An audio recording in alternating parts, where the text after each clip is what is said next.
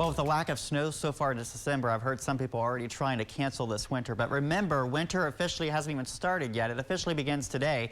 Today's the big day at 10:59 this morning. And at that time, that's when the sun's direct rays are down over the Tropic of Capricorn here in the southern hemisphere. So places like Australia, New Zealand, it's their first day of summer down towards Sydney, Australia. Their average high temperature this time of year around a pleasant 80 degrees. So those areas enjoying their first day of summer. But for us, we're seeing those direct sun rays south of us here, so we're seeing our area tilted away from the sun in the northern hemisphere, which means we get cold in the winter. And you know, there's a seasonal lag. You know, you would think based on the daylight hours that this would be the coldest point in the season, but that doesn't happen. We get seasonal lag because our planet has so much water. Water takes a long time to heat and cool, and typically we don't really see the core of the coldest weather until we get to later on January into early February. And just like the summertime, our longest daylight's in June, but typically we don't get the hottest weather till July or August. So there's usually a lag there as we look at the season. So this morning, it feels like winter. It's chilly, 27 degrees, a light breeze out of the south, around 5 miles per hour, but a pretty quiet morning out there. We are seeing some clouds that have kind of built in across the area right now, but I think we'll actually see those clouds clear back out today, and going to see some nice sunshine heading towards this afternoon. And as we look at your skycast here, we're watching a cold front that's going to move in by tonight, and that will bring some more winter-like conditions for tomorrow. At least it'll feel more like winter. As you look at your forecast this afternoon, we can see we're going to see quiet weather here.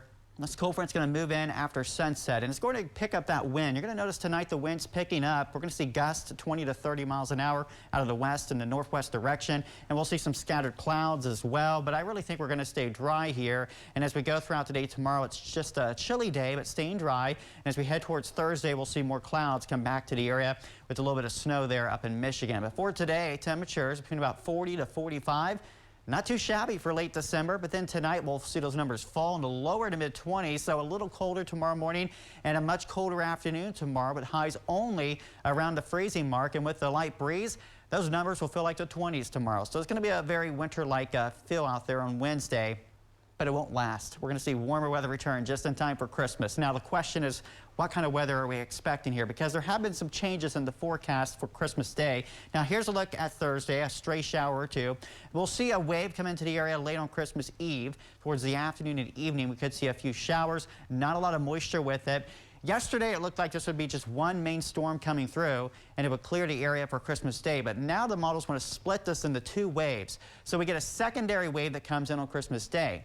Now, this is one computer model's idea of what will happen here. Now, we have other models suggesting that it's going to be a bit drier on Christmas Day. So there's some uncertainty now in that Christmas Day forecast, but I will say pretty high confidence that it looks mild. 51 degrees on Friday and 51 for Christmas Day. Certainly well above normal for this time of the year, and I would recommend checking back over the coming days. We'll fine-tune those rain chances.